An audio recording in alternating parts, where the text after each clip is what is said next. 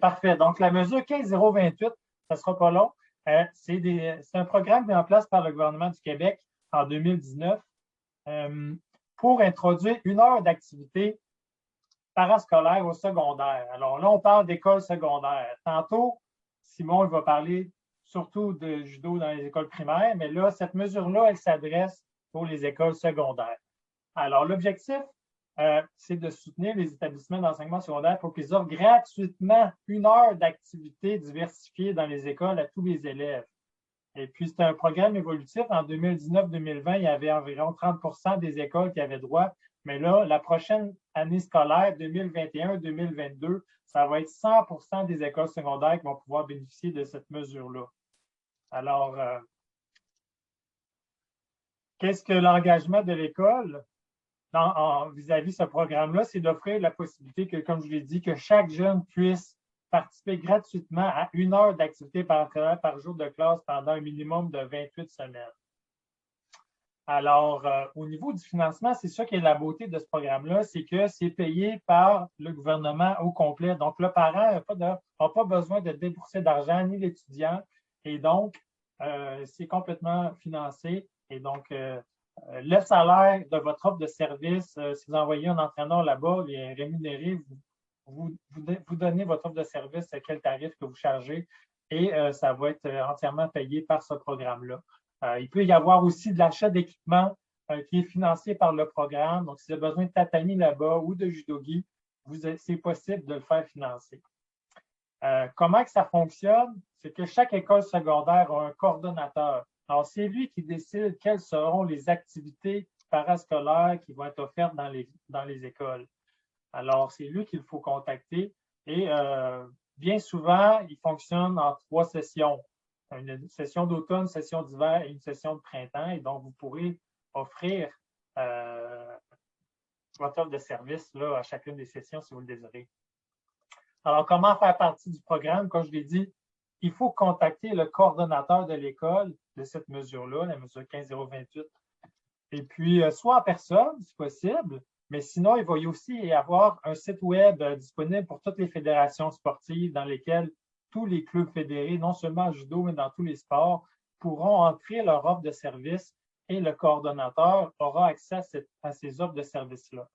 Et puis, il pourra choisir l'offre de service qui lui convient. Et puis, lorsque, à travers ce site web-là, vous allez indiquer votre offre de service, eh bien, vous pourrez choisir l'école, bien sûr, à laquelle vous faites votre offre de service. Et rapidement, qu'est-ce qu'on peut mettre dans cette offre de service-là? Bien sûr, la description du cours, les bénéfices liés à la pratique du judo, la présentation de l'entraîneur qui donnerait le cours, date de début, date de fin. Puis là, vous pouvez mettre aussi là, quels sont les honoraires que vous chargez pour ça. Les judogi, vous avez le choix de les louer, de les prêter à l'école ou de le faire acheter par l'école. Même chose pour les tatamis.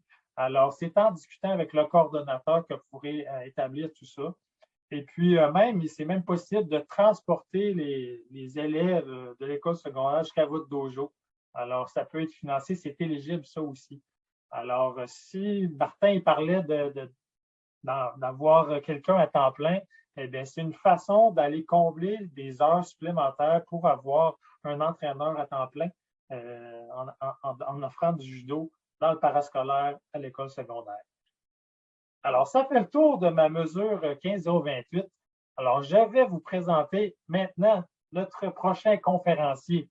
Alors, Simon Gauthier-Hanson, alors lui aussi, ça fait des années qu'il a commencé le judo. Il a commencé avec Pascal Planel au club de judo Gican, qui s'appelle maintenant. Auparavant, c'était un autre nom. Et puis, avec Pascal Planel, qui était d'ailleurs quand même beaucoup impliqué, lui aussi, dans les écoles. Il avait fait des documents. Alors, probablement qu'il a passé sa passion du judo, l'enseignement du judo dans les écoles à Simon.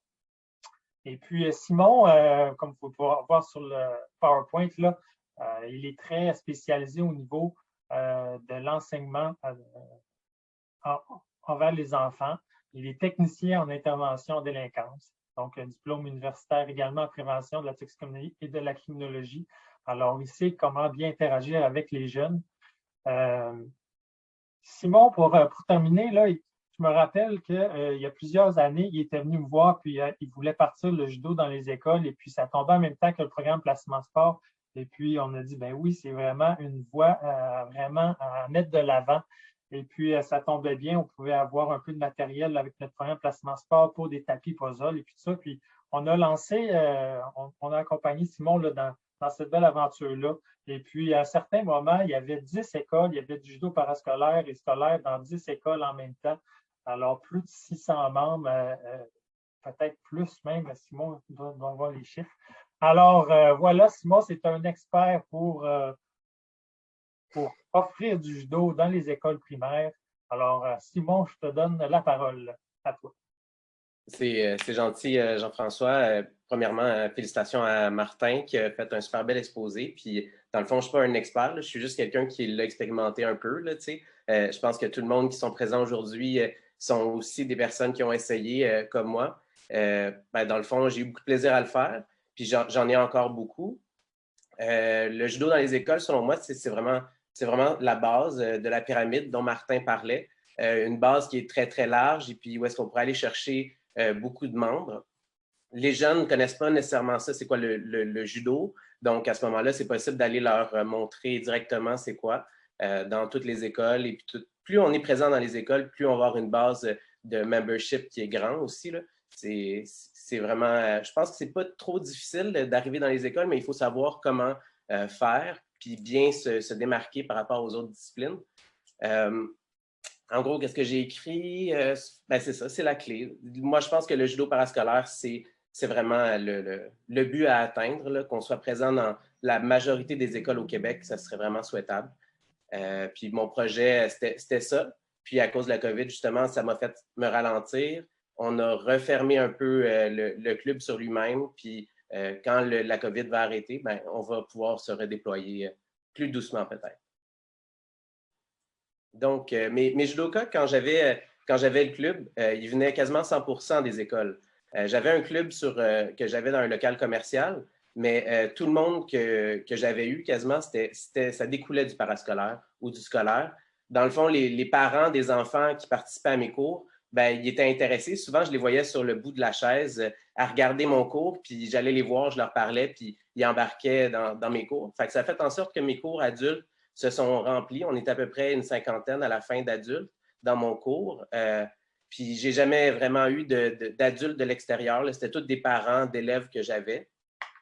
Sinon, les enfants de, pas 0 à 6 ans, là, mais disons 4 ans à 6 ans, là, ceux qui sont plus à la maternelle, c'était les frères et sœurs de ceux qui faisaient du judo dans mes cours en parascolaire qui venaient au dojo parce que je ne ferais pas les cours pour les maternelles à l'école.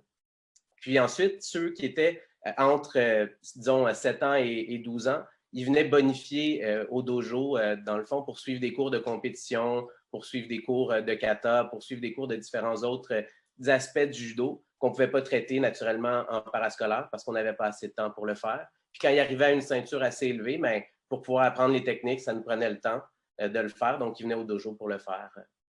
Donc, j'ai un faible pourcentage qui venait de l'extérieur. Il y avait peut-être moins d'une dizaine sur 600 qui étaient arrivés comme ça sans me connaître dans les écoles. Sinon, tout le reste était dans les écoles que ça provenait. Prochaine diapositive. Dans le fond, ça, c'est l'organisation des tarifs. C'est à peu près, c'est toujours la même chose. Là. Selon les écoles, ça variait un peu selon le nombre de cours possibles parce que les écoles, des fois, ils disaient, bon, nous autres, on veut 10 cours maximum, on veut 12 cours, on veut 14 cours. Fait qu'on adaptait la grille au prorata du nombre de cours. En moyenne, il y avait à peu près 25 élèves par cours. Fait qu'en gros, ça donnait à peu près 2500 $ pour un cours par semaine.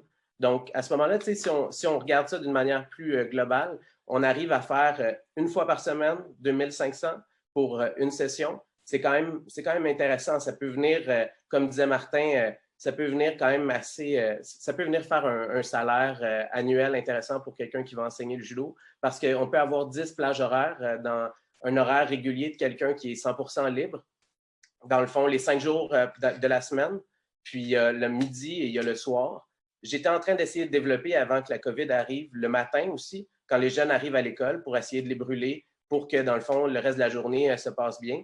Les parents étaient vraiment intéressés, mais le problème, c'était que je n'arrivais pas à me réveiller à l'heure adéquate pour pouvoir me présenter à l'école pour cette heure-là, donc très, très tôt le matin. Mes cours duraient à peu près 40-45 minutes. Là. Le judo, là, le judo solide, c'était 40-45 minutes. Le reste, c'était de manger soit sa collation le soir ou soit le dîner. Les jeunes étaient assis sur le côté, ils dînent, moi je monte ma surface. Ensuite, aussitôt qu'on est prêt, tout le monde embarque sur la surface, puis on commence le cours. 40 minutes de cours, puis après ça, on défait la surface, puis tout le monde s'en retourne dans la classe. Ou le soir, ils retournaient vers leurs parents qui les apportaient à la maison. Donc, c'est quand même assez intéressant. Là, ça peut, là ici, on a les chiffres. Là, si on regarde ça sur une base annuelle, ça revient à peu près à un salaire annuel de 50 000 $ par année. Puis ça, dans le fond, ça, c'est brut. C'est sans les déductions et tout ça qu'on doit payer parce que, dans le fond, il n'y a pas de... C'est pas prélevé à la source. Le gouvernement va venir manger un peu quand même là-dedans parce qu'on doit avoir les déductions au niveau des impôts.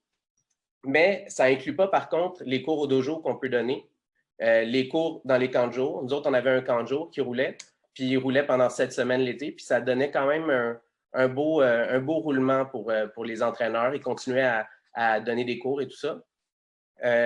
Puis naturellement, il y avait des stages de préparation au passage de grade, parce que les passages de grade, je ne les faisais pas dans les écoles. Étant donné que j'avais 25 élèves et puis j'avais 40 minutes, bien, si on fait le calcul, faire des passages de grade à 25 élèves pendant 40 minutes, c'est quand même assez short. Fait que je les faisais venir au dojo pour qu'ils viennent voir un peu aussi les lieux, puis qu'ils viennent vouloir participer à cette organisation-là qu'on avait. C'était super bien rodé. Il y avait, dans le fond, 2 semaines avant les passages de grade, on faisait des stages. On les invitait à venir pour pratiquer leur technique parce que les parents, ils veulent que leur enfant soit capable de les faire, puis ils ne veulent pas avoir de mauvaises surprises. Donc, on les invitait, ils venaient pratiquer leur technique, étant donné que c'est plus difficile de pratiquer à la maison, les projections et tout ça. Puis après ça, il y avait le passage de grade qui se faisait. Dans le fond, c'était un cours avant la fin de la session en parascolaire. Puis ils venaient, durant la fin de semaine, passer leur grade. Je vous dirais que 80 des gens, 70-80 ils venaient à ce passage de grade. On avait quand même un pourcentage qui ne venait pas, puis qu'il fallait passer dans les cours. Après le cours, on restait un petit peu plus longtemps, on passait les récalcitrants, là, ceux qui ne voulaient pas venir au dojo. Mais grosso modo, ça fonctionnait quand même assez bien. Puis on vendait aussi les ceintures, puis aussi les chandails, parce que selon nous, c'était important d'avoir un sentiment d'appartenance qui était fort. Donc, à ce moment-là, les jeunes, dans l'école où je travaille, parce que je suis éducateur spécialisé dans une école, dans mon école, en permanence, je vous dirais qu'il y avait au moins 2 ou 3 élèves par classe qui avaient leur chandail de judo. Puis à chaque fois que je les voyais, je les félicitais, je disais à quel point leur chandail était magnifique et tout ça. Puis tout le monde voulait avoir un chandail de judo. Ça faisait vraiment un engouement. Puis dans les écoles où, naturellement, moi, je ne travaille pas, là, il y avait comme un petit peu un moins grand engouement, mais je disais à mes collaborateurs, les professeurs avec qui je travaillais, on était quand même 9 entraîneurs de judo au total là, qui bougeaient d'école en école. En fait, je leur disais, vous devez remarquer les jeunes, vous devez leur dire à quel point leur chandail est beau, à quel point ils sont bons, à quel point les féliciter de tout ce qu'ils font. Comme ça, ils vont se sentir bien puis ils vont être contents de venir au judo puis de faire partie de la famille de judo. Dans ce cas-là, c'est Judo Torakai. Puis c'était vraiment complet, je vous dirais, là, comme offre de service. Puis les gens se sentaient comme dans une aventure, puis ça roulait. Là. C'était intéressant. Ça risque de l'être aussi après la COVID aussi. Si je peux faire une petite parenthèse, Simon, si tu me permets. Dans la première conférence clé, on parlait de l'image de marque, puis justement d'avoir des beaux vêtements à l'image du club. Puis je pense que ça, Simon, il l'avait vraiment bien intégré. Là. Si vous aviez vu son hoodie qu'il avait avec sa face de tigre là, de Torakai, là, les jeunes, ils tripaient sur ce gilet-là. Là. Donc, c'est pour vous montrer là, que ça peut avoir un très, très gros impact. Ils l'avaient tout. Tous les jeunes voulaient l'avoir. Puis, c'est pas tout le monde qui a l'argent pour pouvoir se l'offrir. Puis, comme Martin, on est sensible à ça, les jeunes qui n'ont pas les sous pour pouvoir le faire. À un moment donné, par exemple, il y a un jeune à mon école qui est arrivé parce que mon école, c'est une des écoles les plus défavorisées au Québec, où est-ce que je travaille en ce moment. Puis, il est arrivé avec 5 sous pour sa ceinture parce que lui, il pensait que c'était 5 sous. Mais là, après ça, j'ai dit non, c'est 10, c'est 10 $. Puis là, la semaine d'après, il est arrivé avec un 10 sous. Puis là, j'ai donné sa ceinture. Tu sais, je peux pas faire ça à un enfant. On ne peut pas faire ça. Fait que, tu sais, à gauche, à droite, comme ça, on donne. Puis je donnais des hoodies, je donnais des chandails, je donnais à ceux que je savais qui n'en avaient pas les moyens ou à qui je savais qu'il allait avoir un impact vraiment fort. Là, un jeune qui se fait toujours, dire des choses négatives par les enseignants, il se fait toujours dire qu'il n'est pas bon, tout ça. Bien, cet enfant-là, c'était un de mes meilleurs. C'est souvent mes meilleurs judokas. Fait que je leur donnais des affaires, je les encourageais, puis ils étaient vraiment contents de venir au judo. On change de... Ouais, les ingrédients gagnants. Voir le judo parascolaire comme étant une expérience complète. Souvent, le problème, c'est que les écoles se sentent comme étant des vaches à lait. Les personnes vont venir pour chercher les jeunes, puis après ça, l'expérience finit rapidement. C'est comme, admettons, mes jeunes, là, ils commençaient ceinture blanche, mais ils pouvaient se retrouver jusqu'aux ceintures avancées. Je les stoppais pas à ce moment-là pour que l'expérience arrête. Là, comme si, admettons, tu peux pas passer après ceinture jaune, il faut que tu viennes au dojo. Non, c'était pas ça, parce que je savais que les jeunes, il y avait du soccer, du hockey, puis toute la patente, puis je voulais pas les perdre. Fait qu'à ce moment-là, l'expérience se continuait en parascolaire. Il y a du monde qui ne sont jamais venus au dojo, puis ils sont restés pendant 8 ans avec moi. Ils ont juste continué sans arrêt, dans le fond, toute leur scolarité.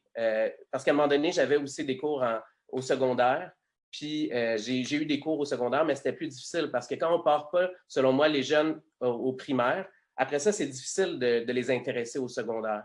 Mais l'inverse est intéressant. T'sais, tous les jeunes du primaire, ben, après ça, ils vont vouloir en continuer au secondaire. Fait que si on l'offre une offre de service de judo en parascolaire au secondaire, c'est vraiment intéressant, je pense.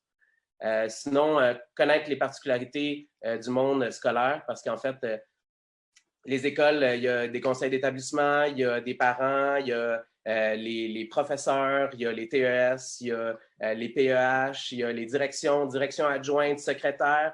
Ils ont tout un rôle vraiment particulier dans lequel il va falloir essayer de jouer quand on rentre dans ce monde-là. La secrétaire, je vous dirais que c'est la personne clé, la personne qui peut vous discarter en 2 secondes, la personne que si tu ne prends pas le temps de discuter avec elle après chaque cours ou avant chaque cours, ben, elle va te rendre la vie vraiment difficile. Elle a souvent l'oreille de la direction d'école. La direction d'école ne vous voit pas à tous les jours. Donc, à ce moment-là, la secrétaire, vous passez devant toutes les fois que vous allez faire vos cours de judo. Puis, c'est la personne, je vous dirais, centrale, la secrétaire d'école. Puis, il y a souvent des entraîneurs qui ne prenaient pas assez soin de la secrétaire d'école. Parce qu'elle aime ça jaser, la secrétaire d'école. Elle aime ça, des fois, avoir un petit contact. Donc, à ce moment-là, on prend le temps de dire salut et tout ça, et puis d'être bien respectueux. Mais il y a aussi le conseil d'établissement, les parents. Quand on a un conseil d'établissement qui est de notre côté, c'est pas mal difficile de faire sortir le judo de l'école. Puis c'est facile de faire intégrer le judo quand tu connais au moins 2 parents qui sont sur le conseil d'établissement parce que tu es capable de faire basculer, puis la direction, elle n'a rien à dire. Parce que les conseils d'établissement des écoles ont le pouvoir dans les écoles. Après ça, s'impliquer dans le milieu et... Simon, excuse-moi de t'interrompre. On parle de la secrétaire, mais aussi les gens du service de garde qui jouent un rôle quand même vraiment clé, excellent. Tu l'as mentionné rapidement, mais on passe beaucoup de temps avec les jeunes à les faire manger, à aller les chercher, à aller les porter dans les classes, puis d'avoir un bon contact avec les gens du service de garde, ça rend tout le monde de l'école en confiance à faire « Hey, le professeur ou la professeure de judo, il est sa coche, il les apporte à temps, il les cadre comme du monde. » Donc, ça l'aide énormément aussi à bien se faire intégrer dans une école. Steve, la personne qui vient de parler est Steve. Il a travaillé avec moi pendant plusieurs années, puis ça a été un entraîneur qui s'est impliqué beaucoup dans le parascolaire avec moi. Mais c'est vrai, Steve, le service de garde, c'est souvent celui que j'oublie parce qu'en travaillant dans l'école, le service de garde il est déjà avec moi. On se connaît déjà, mais c'est souvent aussi un adversaire redoutable, le service de garde au judo. Mais ça peut être un allié extrêmement puissant aussi parce que quand ils croient en notre mission, ben c'est vraiment un facilitateur. Chacune des clés que j'ai mentionnées, s'ils sont de notre côté, ça va vraiment bien. C'est sûr que travailler dans une école aussi, ça aide, mais aussi de reconnaître l'expérience, de reconnaître l'expérience de l'enseignant qui est sur place. Puis ça dépend aussi de la manière qu'il va s'exprimer avec les gens, de connaître où est-ce que chacun d'entre eux se situe dans la hiérarchie de l'école. C'est quand même important. Puis je pense que c'est un facteur de réussite dans un programme. Mais ça, c'est super long à expliquer. On va pas s'étendre là-dessus, mais chacun des points qu'on a mentionnés est super, super important. Il faut être flexible, puis il faut être accommodant parce que les écoles, ils sont rarement avec nous autres. Fait que si on commence à boquer sur des petites affaires, par exemple, je ne sais pas moi, s'ils veulent nous changer de journée, c'est arrivé plein de fois que les services de garde ou les directions ou qui que ce soit dans l'école choisissent que maintenant, c'est de la danse le mardi, puis il n'y aura plus de judo. Puis si tu veux que ce soit le judo, ben, ça va être jeudi après-midi au lieu du mardi midi. Fait qu'il faut être flexible, il faut essayer de trouver des solutions, puis il faut faire partie de la solution et pas du problème parce que, dans le fond, eux, les écoles, de la manière qu'ils fonctionnent, il y a souvent beaucoup de personnes qui font partie du problème, mais peu de la solution. Puis je pense que le judo, ça a ça de beau, c'est qu'on est capable de s'adapter, puis il faut leur démontrer ça. Puis ils vont nous respecter d'autant plus de cette façon-là. Avec les années, ça se fait de moins en moins là, du bumping comme ça quand ils nous respectent bien. Sinon, savoir que le format des cours est offert en parascolaire, ben c'est rapide. Les cours en parascolaire, ce n'est pas un cours au dojo, ce n'est pas 1h30, ce n'est pas 2 heures, c'est 40 minutes. 40 minutes dans lesquelles l'enfant doit bouger au maximum, doit avoir une expérience le plus complète possible. Puis, ça va vite. Les parents, ils savent automatiquement si l'enfant n'est pas content. Puis après ça, tu as tout le monde qui sont sur ton dos si le cours n'est pas bon. La gestion du groupe doit être impeccable aussi parce que le prof d'éducation physique, il dîne dans son local puis il t'écoute en train de donner ton cours. Fait que si la gestion du groupe n'est pas assez bonne pour le prof d'éducation physique qui est juste là à côté ou la personne du service de garde, ben, tu vas le savoir assez vite. Puis ils vont pas te garder. Ils vont pas garder le projet en parascolaire. Je rajouterais, Simon, si tu permets, aussi la gestion de l'environnement. Donc, l'endroit pour l'entreposage des tatamis, des judogi, toutes ces choses-là. Plus on est accommodant avec les gens dans le local d'éducation physique, plus ils vont nous aimer, mieux ils vont vouloir nous garder aussi. Là, si on garde ça propre, bien cadré et tout, ils adorent ça. Toute tâche connexe, hein? C'est ça l'affaire. Après le cours de judo, souvent, je vais passer un balai autour des places où est-ce que les enfants vont manger parce que c'est dans le gym souvent. Fait que dans le fond, juste de rendre ça clean, de faire en sorte que tout le monde est content, de m'assurer que tout le monde est content. Puis à partir de là, je pense que c'est une recette gagnante. C'est sûr aussi qu'il faut savoir que l'intervention dans les écoles a quand même relativement changé. L'intervention punitive est de moins en moins acceptée puis tolérée par les personnes autour. Dans le fond, les enseignants essaient d'être le plus positif possible. Le plus positif possible, ça ne veut pas dire non plus de ne pas intervenir. Intervenir positivement, ça a vraiment un grand impact sur les jeunes. Souvent, comme j'ai dit, les élèves les plus dérangeants dans l'école, ben, ils aiment ça bouger, ils aiment ça le judo, puis ils ont le goût de se bagarrer. Fait qu'à ce moment-là, tu l'as déjà dans ta poche. À ce moment-là, il ne faut pas que tu le mettes sur le banc. Il faut éviter, en fait, de le mettre sur le banc, puis qu'il se retrouve dans chacun de tes cours à perdre 15 minutes sur le banc en train de rien faire, en train de niaiser ou quoi que ce soit. Il y a des interventions pour les cibler, ces gens-là, puis pour les garder. C'est sûr que ça, c'est vraiment un volet en particulier. L'intervention par le judo, c'est quelque chose de complet. Puis c'est de mettre un cadre qui est comme respectable aussi pour les jeunes, des limites qui sont atteignables. C'est quand même compliqué, mais je pense qu'une fois qu'on l'a, ben Steve pourra peut-être le dire, une fois qu'on a pogné la twist, ça va bien. Là, on a quand même des beaux résultats. Puis aussi, l'affaire, c'est que nous, en tant qu'enseignants, de crier ou d'être fâché envers un enfant ou quoi que ce soit, tout le temps à taper sur le clou, ben, ça use. Puis on n'a pas de plaisir à enseigner le judo. Il faut avoir du plaisir à enseigner le judo. Puis il y a des façons de pouvoir s'outiller pour le faire, puis que ce soit plaisant vraiment pour tout le monde, puis que tout le monde en ait pour son argent.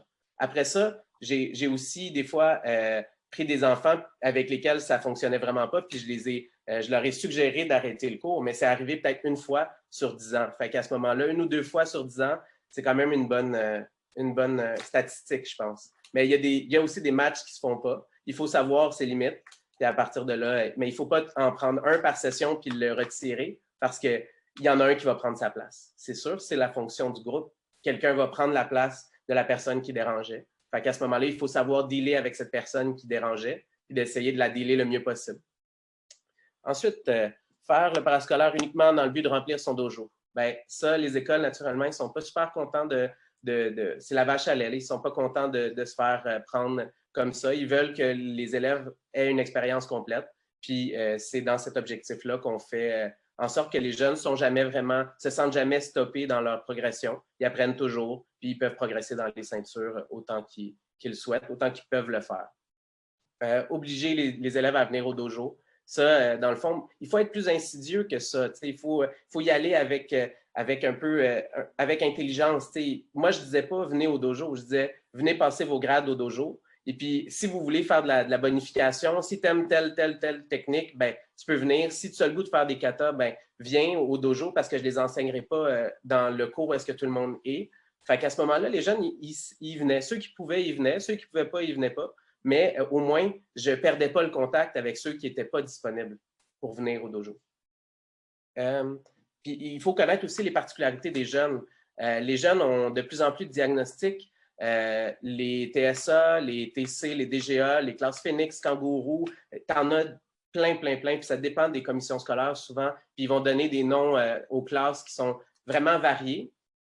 Les autistes, les TSA, c'est particulier de donner des cours à un TSA quand tu ne le sais pas, qui est TSA, quand tu n'as aucune collaboration avec l'école et qu'ils ne te l'apprennent pas, ben, tu l'apprends sur le tas, puis tu as tendance à taper sur le clou parce que tu penses qu'il ne t'écoute pas ou il ne te regarde pas ou il est arrogant ou quoi que ce soit, mais dans le fond, c'est qu'une particularité qu'il faut prendre en compte. Puis il y a des types d'interventions à faire avec eux pour qu'ils embarquent dans le bateau puis qu'ils soient contents d'être dans votre cours de judo. Être trop rigide, par exemple, si on est trop rigide avec un enfant, par exemple, qui ne veut pas enlever ses bas. Moi, ça m'est arrivé souvent dans les écoles. Ces derniers temps, les enfants, pour l'hygiène, ils ne veulent pas rentrer en enlevant leurs chaussettes sur le tatami. Ben, moi, je ne vais pas me formaliser de ça, mais je te dirais que quand il arrive à ceinture verte, il n'y a plus grand bas à la fin du cours, puis il n'y a plus beaucoup de chandail en dessous des judogi pour les gars. Fait qu'à ce moment-là, tout rentre dans l'ordre à un certain moment donné. Les jeunes vont s'adapter, les jeunes vont vous faire confiance, mais dès le départ, si tu empêches ou si tu bloques des gens à cause de petites particularités comme ça, ben, on perd des jeunes qui pourraient être vraiment très intéressants sur un avenir dans le judo, là. Rapidement, Simon, juste pour faire une petite blague là-dessus, moi, j'en ai beaucoup aussi qui ne voulaient pas enlever leurs chaussettes. Puis quand ils étaient tout jeunes, là, les plus vieux, ils ne mordaient pas à l'hameçon, mais les plus jeunes, ils mordaient. Je leur disais, OK, tu ne veux pas enlever tes chaussettes, mais c'est parce qu'avec tes chaussettes, tu vas glisser. Alors, on va négocier. Tu en gardes seulement une. C'est toi qui choisis quel pied tu gardes. Ça marche à tous les coups. Il choisissait quelle chaussette. Et puis, le cours d'après, il choisissait. Des fois, je faisais exprès. Je disais, ouais, mais tu as pris ce pied-là l'autre fois. Moi, je prendrais l'autre, il va être jaloux. Puis après 2-3 cours, finalement, les chaussettes ont pris le bas. C'est très drôle, ces situations-là. Y aller avec intelligence, puis ne pas être trop rigide dans nos attentes. Tout est possible, tout va changer, mais il faut donner le temps des fois à certains jeunes qui ont une rigidité plus grande, puis il faut les accepter parce que dans le fond, le judo, c'est une belle expérience. Puis ça peut être cet enfant-là en particulier qui va vivre l'expérience ultime du judo puis qui va se rendre super, super loin. On ne le sait pas, hein? Nos classes de judo sont remplies de personnes qui pourraient se rendre très, très loin dans le judo. J'ajouterais 2 petits points, justement, si ça ne te dérange pas, Simon, excuse-moi de t'interrompre, mais un peu en lien avec les chaussettes. Et tu parlais de tes gens rendus à la ceinture verte. Les jeunes fonctionnent beaucoup par imitation. Quand ils vont voir les grands de 5e, 6e année qui n'en portent pas de chaussettes, qui ne portent pas de chandail, les jeunes vont finir par s'identifier à ça. Donc, il ne faut pas sous-estimer un peu les leaders naturels de l'âge puis les ceintures avancées. Donc, ça revient un peu à quand tu disais de ne pas bloquer les jeunes à un certain niveau, à un certain degré. C'est un parascolaire, c'est un monde particulier, mais au final, les jeunes apprennent, puis il y a façon d'intégrer les techniques de façon sécuritaire. Puis la dernière chose que j'ajouterais rapidement, c'est on parlait des jeunes dérangeants, mais pour les amener vers le positif, c'est de leur faire comprendre qu'éventuellement, ils peuvent aussi avoir des petites missions, des petites récompenses. Moi, c'était souvent ça, c'était regardez, vous êtes calme, ça va super bien, mais vous avez l'autorisation d'aller monter la surface de judo. Et puis là, il venait les yeux gros, il capotait. Hey, j'ai l'autorisation d'installer les tatamis. Il capotait bien, mais quand il gagne la confiance, ça permet ce genre de choses-là. Puis un élève qui était problématique l'année d'avant va pouvoir changer totalement l'année d'après.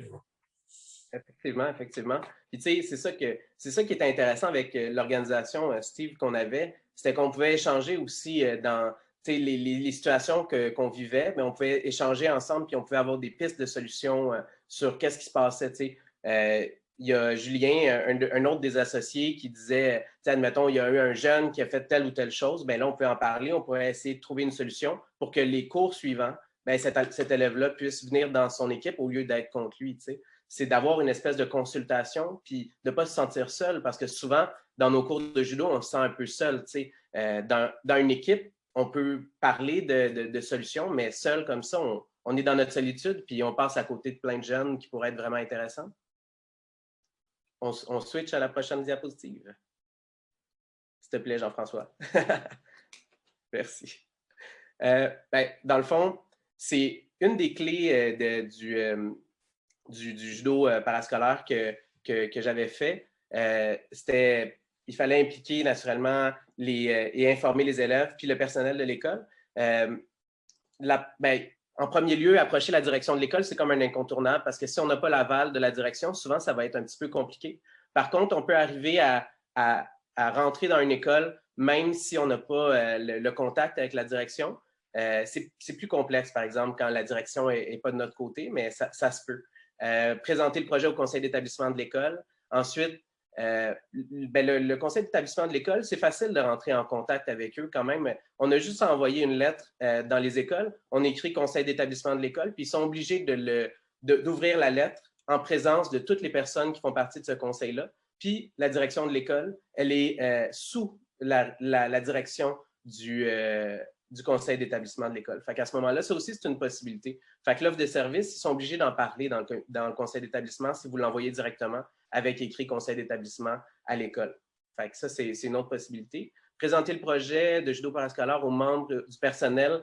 Dans le fond, c'est le fun de rencontrer les profs.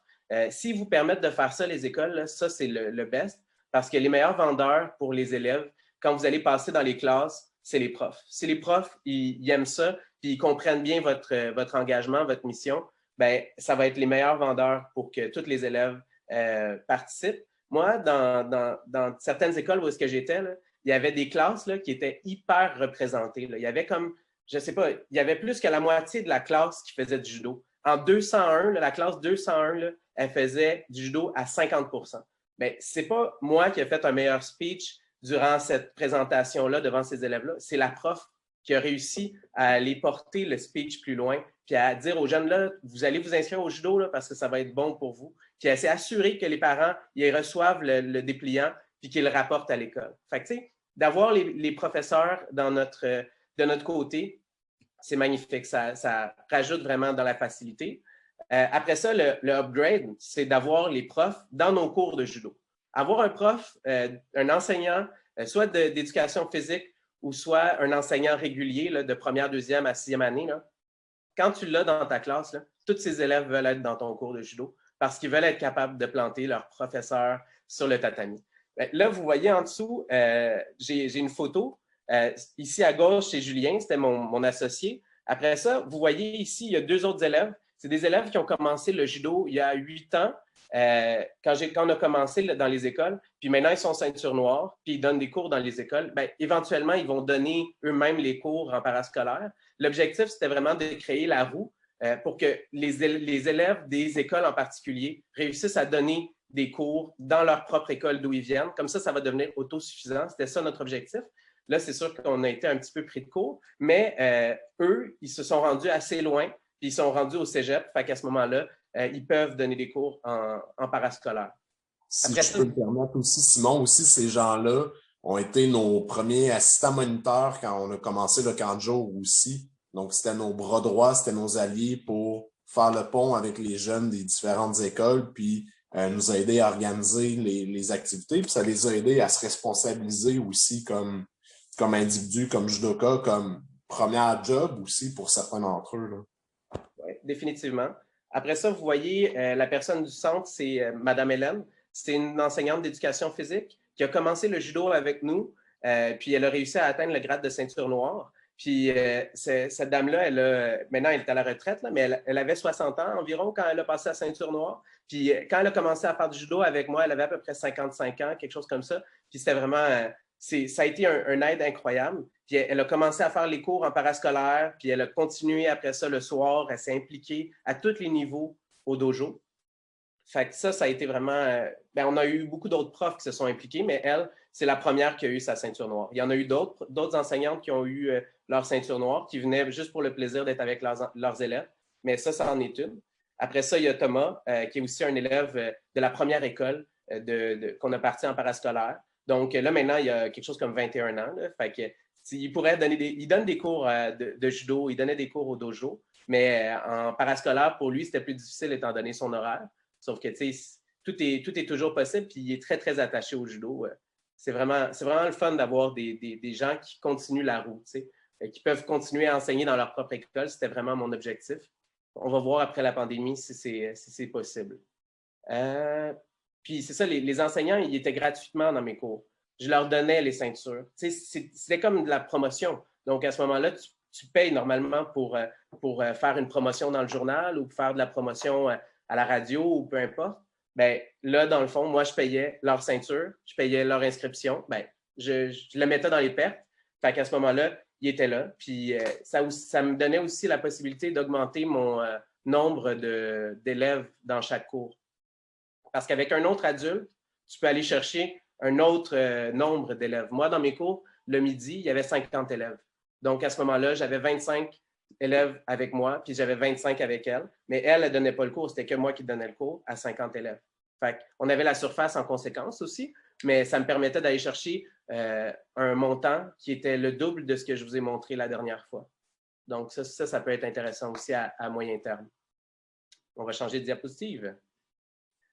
Vous voyez ici, ça, c'est des enseignants qui ont décidé d'intégrer le judo dans leur méthode de gestion de classe. Ça, ici, à gauche, il y a les différentes ceintures du judo. Donc, les élèves, ils ont comme des aimants, puis ils montaient en grade selon leur sérieux. Puis là, dans le fond, à droite, vous voyez, c'était spécifique au français. S'ils connaissaient tel ou tel verbe ou s'ils passaient tel ou tel examen, bien, ils montaient à ceinture jaune, ceinture orange, verte, bleue, marron, noir. Puis ça, on le donnait aux autres écoles dans lesquelles on était. Fait qu'à ce moment-là, les profs copiaient le modèle, puis ils réussissaient à l'intégrer dans leur modèle pédagogique dans la classe. Puis les élèves, ils entendaient parler de judo tout le temps. Fait que le judo de la pyramide des verbes, ça, c'en était un. Sinon, on peut aller voir un autre sur la prochaine diapositive. Ça ici, c'était en musique, judo-flûte. Dans le fond, la flûte fait partie du programme obligatoire du ministère de l'Éducation. Fait qu'à ce moment-là, la prof, qu'est-ce qu'elle faisait? C'est qu'elle avait des petits élastiques de la couleur des ceintures qu'elle mettait sur les flûtes des élèves qui rapportaient à la maison et tout pour pratiquer. Mais il y avait un élastique de la couleur de leur ceinture qui avait réussi à passer selon qu'est-ce qu'ils étaient capables de faire en musique.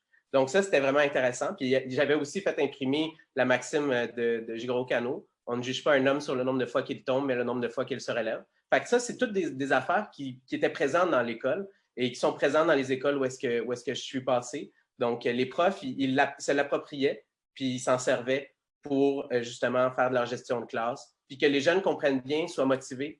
À droite, ici, on voit, c'était les millefeuilles, c'était pour lire.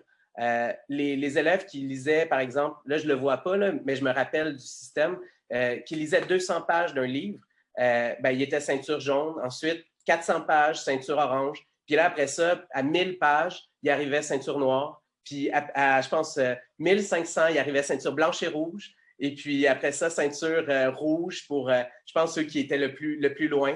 Puis elle avait écrit trésor vivant quand t'es ceinture rouge, tout ça. Là, elle m'avait vraiment consulté pour trouver les vrais termes. C'était vraiment très intéressant. Fait que ça, dans le fond, c'était affiché dans le corridor avec la couleur de la ceinture de l'élève dans la lecture. On va aller à la prochaine diapositive. Fait que, dans le fond, là, pour avoir de la crédibilité dans une école, il faut établir un cadre. Mais ça, je vous présente les grands points, mais je pourrais en parler une journée entière là, de ce genre d'affaires-là.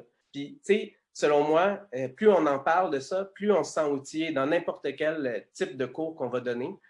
Puis, on réussit à se défendre face à des situations que, des fois, il y a un enfant qui va te dire quelque chose ou qui va faire quelque chose, puis là, tu es comme, je ne sais pas comment répondre, je vais juste répondre par quelque chose de vraiment plate, puis je vais te casser en deux, tu sais. Fait que c'est pas exactement ça, des fois, que l'enfant recherche, puis il faut savoir lire ça, puis il faut être à l'affût, tu sais, d'une petite phrase qui pourrait faire tout changer dans son attitude à cet enfant-là qui a essayé d'aller chercher votre attention. Si on voit établir un cadre, dans le fond, le judo a déjà ce cadre vraiment intéressant, mais moi, de la manière que je l'enseigne, c'est un cadre encore plus restrictif. J'encadre en comptant quasiment toutes les activités. Fait que dans le fond, je vais compter, pour que les jeunes arrivent à la ligne d'arrivée, je vais compter 5, 4, 3, 2, 1 pour un atelier où est-ce qu'on va s'échauffer. Avec les mains, comme ça, je vais compter 5, 4, 3, 2, 1. Comme ça, ils ont toujours un repère dans le temps. Comme ça, ils ne sont pas portés à niaiser parce qu'ils savent quand l'exercice va terminer. C'est rassurant. Donc, à ce moment-là, ils sont moins portés à se laisser aller. Si on occupe les jeunes, ils ne vont pas nous occuper. Donc, il faut les occuper. Hein? C'est ça le principal point. Mais des fois, on a des petits trucs comme ça qui nous échappent aussi avec le temps. Donc, c'est le fun de se les rappeler. Comme ça, on peut bien intervenir. Être l'alpha du groupe, ça, c'est sûr qu'il faut être la personne qui lead. Pour des gens comme vous, qui avez déjà beaucoup d'expérience dans l'enseignement du judo, ça touche peut-être moins parce que l'alpha du groupe, vous l'êtes déjà. Mais mettons, une personne qui commence dans l'enseignement du judo, l'alpha du groupe, ce n'est pas naturel nécessairement. Puis souvent, avec son sensei à côté, on est moins porté l'enfant va être moins porté à développer son côté alpha pour diriger le groupe. Donc ça, c'est vraiment des caractéristiques qui sont importantes à garder en tête puis qui sont intéressants à enseigner à nos débutants pour l'enseignement du judo. Ensuite, favoriser la motivation. Parler des objectifs, dans le fond, il y a des objectifs moyens, courts, long terme. Moi, j'avais les jeunes voulaient être rémunérés. Comme Martin disait, c'est important de rémunérer à un certain moment donné. Puis le camp de jour, c'est vraiment le top pour commencer à rémunérer. Moi, mes jeunes de 6e année, quand ils allaient au secondaire, je leur disais, écoutez, cet été, étant donné que vous avez été sérieux, vous avez été sélectionnés pour commencer à enseigner. C'était pas un gros salaire, mais pour quelqu'un de première année secondaire, c'était un salaire intéressant. Et puis, il continuait. J'avais mis une échelle, comme ce que Martin avait fait, une échelle salariale qui était de plus en plus intéressant. Puis, ça variait selon le PNCE. S'il y avait PNCE 1, 2, s'il y avait ceinture marron, s'il y avait ceinture verte, s'il y avait ceinture noire. Fait qu'à ce moment-là, ça les poussait à aller chercher de plus en plus d'expérience dans le judo. Puis, il y avait de plus en plus d'argent aussi à la clé. Puis, l'objectif ultime, c'était naturellement de me remplacer éventuellement dans mon cours. Donc, de remplacer l'enseignant de judo, c'était l'objectif ultime. Puis, parallèlement à ça, il y avait des objectifs comme, admettons, des objectifs de venir avec nous au Japon. Nous, dans le fond, on était allés au Japon dans le passé. Fait que là, ils voulaient venir au Japon avec nous à un certain moment donné pour venir s'entraîner, pour venir découvrir la culture. Donc, ça, c'était vraiment... C'est important, je pense, d'avoir une motivation puis de savoir où est-ce qu'on s'en va. Le sentiment d'appartenance, j'en ai parlé un peu. Dans le fond, l'esprit de groupe, le chandail, logo, avoir un logo qui représente quelque chose de cool pour eux, tu sais.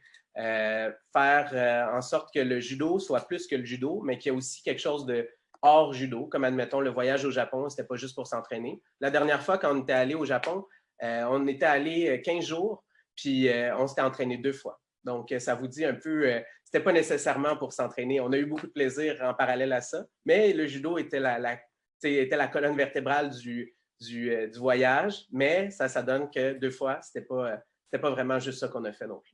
Mais les jeunes, ils voulaient tous venir au Japon avec nous autres. On va changer de diapositive.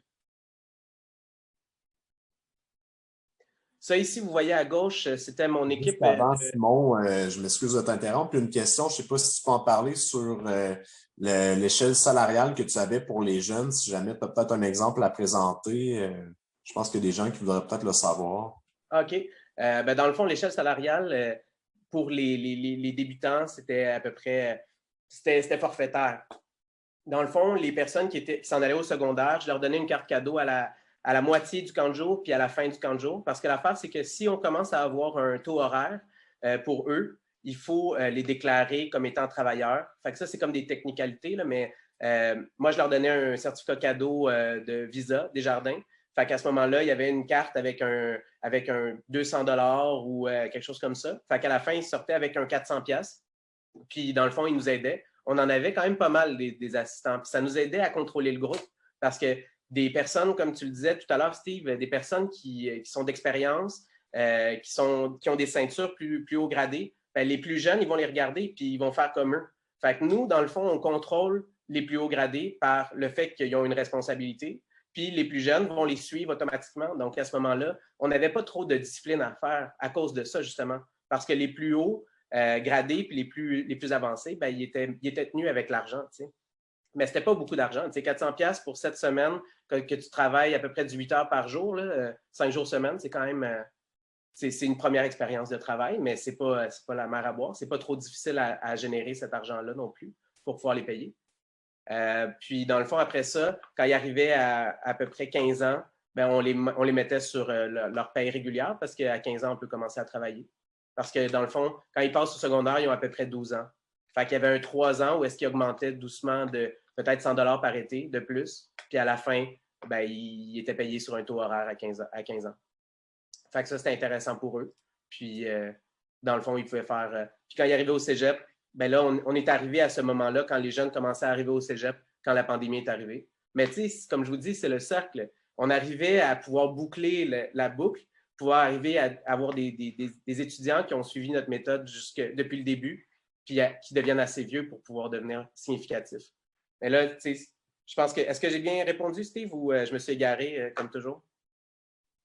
Ça me semble bon. C'est moi qui t'ai demandé de répondre à la question alors que ça va se passer plus tard. Je m'excuse. Ah, pas de problème, pas de problème. Ben, ça fait plaisir.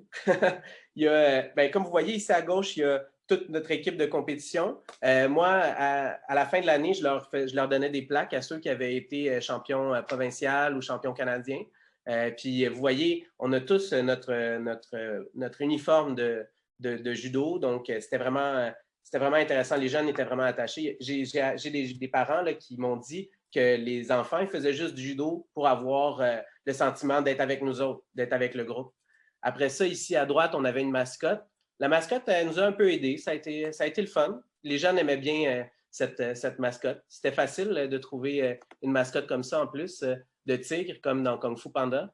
À droite, c'est l'image au Japon avec le temple rouge qui était avec le kata gourmand.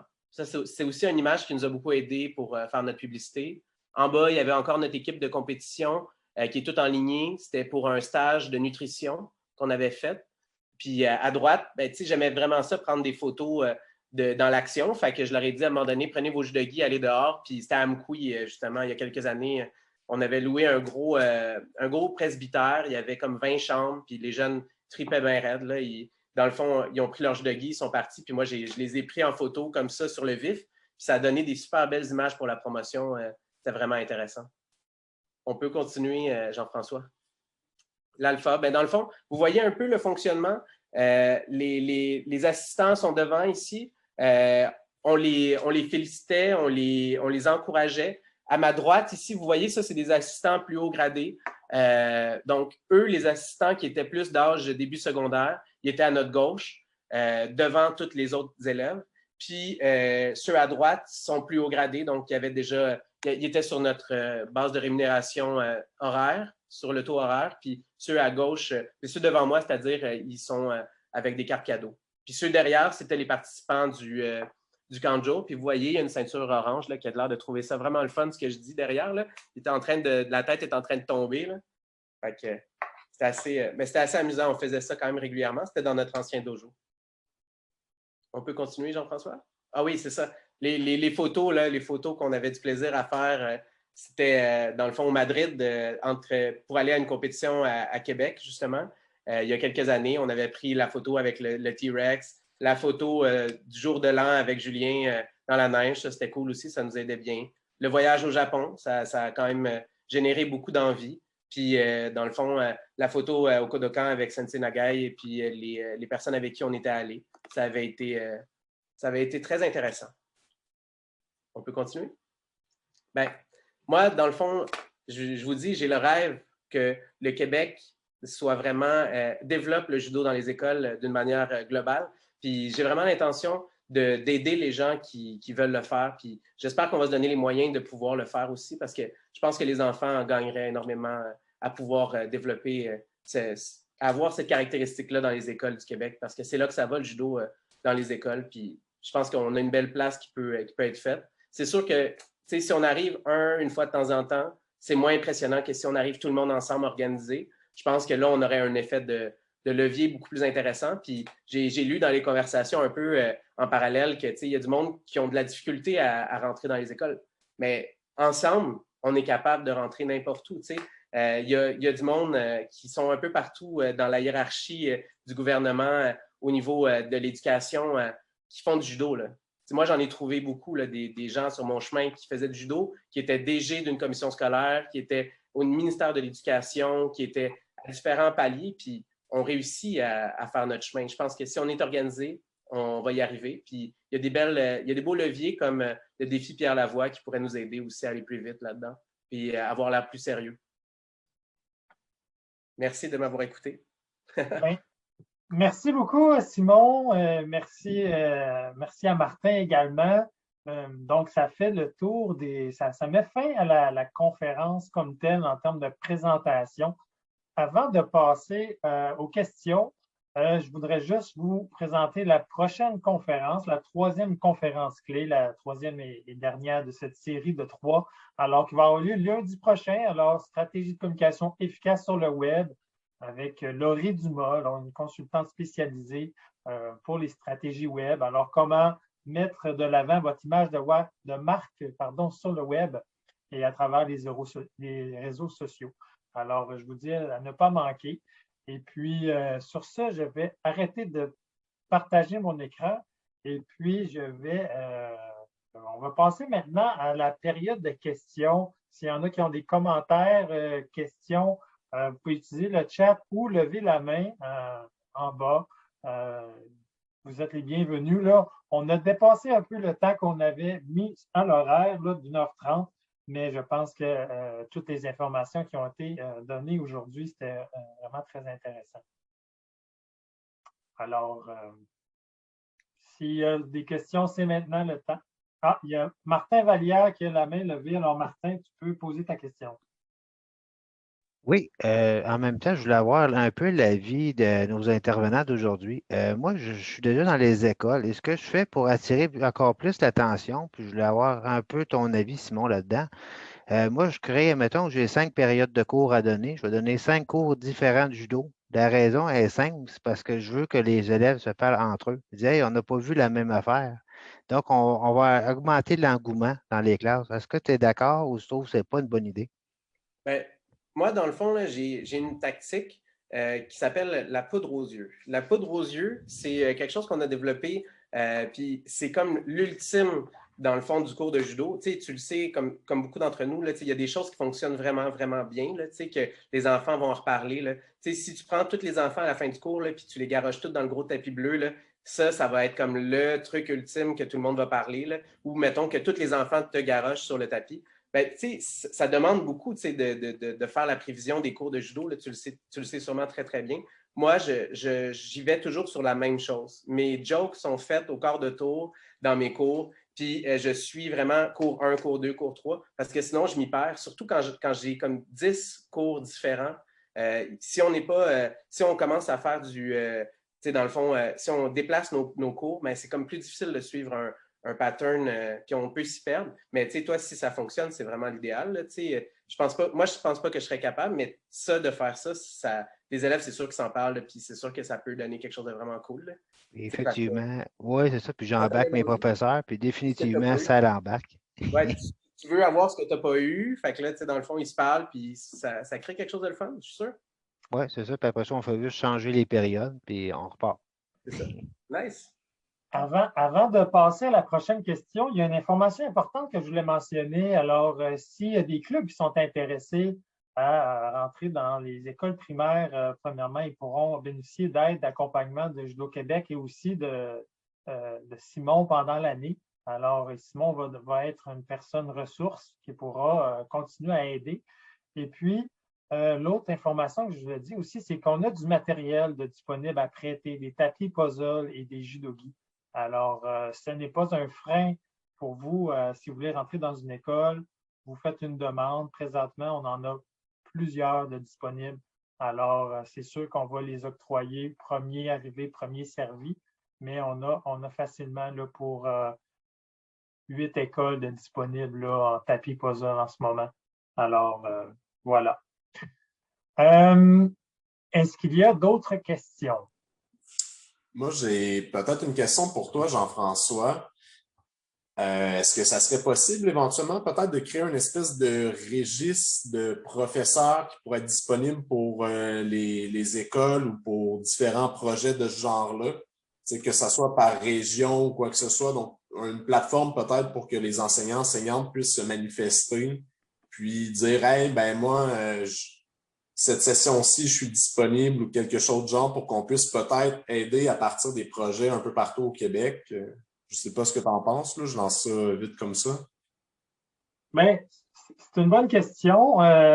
C'est un bon point. Je pense que dans les milieux, le milieu montréalais et Rive-Sud, Rive-Nord, où est-ce qu'il y a une bonne densité de population, je pense que ça aurait lieu d'être. Nous, quand on reçoit des offres quand un club cherche un entraîneur, on le publie là, sur notre infolette et puis souvent sur Facebook. Donc, on peut contribuer de cette façon-là. Quand on reçoit un CV, c'est souvent de l'étranger, par contre, mais on le garde en banque. C'est sûr qu'on ne peut pas référer une personne de l'étranger pour venir donner un cours parascolaire, par exemple. Mais à Montréal et Montérégie, où est-ce qu'il y a des gros bassins de population, je pense que ça pourrait être intéressant parce qu'effectivement, il y a plusieurs judokas qui peuvent être disponibles à proximité et un club local qui ne trouverait pas au sein de son club un entraîneur ou un professeur pour un cours pourrait aller en trouver un autre dans un autre club qui serait disponible. Je pense que oui, à ce moment-là, ça pourrait être intéressant. Je vais voir comment on pourrait signaler ça. Mais Jean-François, moi, pour vous donner un peu l'exemple, moi, je suis président de la zone de Laurentides, puis c'est exactement ça qu'on a fait, Steve. Moi, j'ai rassemblé tous les cours, tous les clubs des Laurentides. On a créé une charte selon PNCE 1, 2, 3 avec le nombre d'années qui étaient présents à ce niveau-là. Ça équivalait au salaire. En plus, ça fait une entrée d'argent dans la zone et une entrée visibilité pour les clubs toujours à proximité de l'école. Donc, si on a une demande dans le coin, mettons, de Judosphère, c'est Judosphère qui est mandaté en premier, et ainsi de suite. Donc, je pense que c'est une formule qui était gagnante, mais ça dépend de la réalité des zones, naturellement. En effet. C'est bon, c'est une bonne façon de faire. C'est ce qu'on fait d'ailleurs quand on a une demande d'une école, par exemple, pour du judo scolaire, on ne parle plus de parascolaire, ben, on va contacter le club à proximité. Est-ce qu'il y a d'autres questions? Je vais donner encore quelques secondes. Soyez pas gênés. Je pense que c'est juste un petit commentaire parce que justement, avec Simon, on en a fait beaucoup, puis c'est pas gêné d'être fier de ce qu'on fait. Tu sais, le camp de jour qu'on avait bâti à l'époque, le matin, c'était 3 heures de judo à tous les jours. Le vendredi, on avait une sortie, tu sais, avec toute la gang. Fait que c'est vraiment de pas gêner d'axer ça sur le judo, de dire qu'on est compétent dans ce qu'on fait, mais aussi de s'amuser pour que les jeunes aient quelque chose de visible. Puis d'aller chercher aussi différentes écoles. On a eu l'opportunité avec Torakai de travailler dans des écoles plus défavorisées dans le coin de Montréal, au secondaire, où les professeurs d'éducation physique nous avaient approchés. Fait, vous passez devant une école, ça vous tente, c'est dans votre quartier, quelque chose de genre. Entamer les démarches, aller juste poser des questions, c'est quoi les activités, c'est quoi les sports qu'il y a autour. Je pense que ça peut peut-être donner des portes d'entrée. Je ne sais pas si Simon, tu as un peu quelque chose à rajouter sur ça, mais voilà. Oui, il faut conquérir le Québec. Il faut aller partout. Il faut être partout. C'est aussi simple que ça. La porte est ouverte, pas partout aussi grande, là. Des fois, la porte est plus fermée, mais je pense que la place est là. Le judo va faire ses preuves dans n'importe quel milieu. Puis si l'enseignant suit une méthode qui est intéressante d'intervention par le judo, ben, je pense qu'on va avoir dans 20 ans des écoles pleines de judo, là, pleines de judokas. J'espère. Ça fait partie des objectifs. Puis on le voit que le gouvernement, de plus en plus, il essaie d'axer la pratique sportive dans les écoles, ou en tout cas comment ils appellent ça? Eux, ils appellent ça démocratiser le sport. Alors, ça veut dire le rendre plus accessible. Et bien, pour le rendre plus accessible, il faut l'instaurer où est-ce que les gens sont. Et les enfants sont dans les écoles. Alors, je pense qu'il ne faut pas passer à côté de ça, le judo. Alors, je crois que ça fait le tour des questions. Alors, je remercie tout le monde d'avoir été là. Merci énormément, Martin et Simon. Ça a été vraiment très intéressant. Et puis, je vous dis, j'espère à bientôt, à lundi, pour la 3e conférence clé. Et puis, je vais vous envoyer par courriel le vidéo et donc un petit sondage également d'appréciation pour qu'on puisse s'améliorer. Alors, merci tout le monde encore une fois et à bientôt. Merci beaucoup. Bonne soirée. Merci. Merci, à la prochaine. Merci, Jean-François.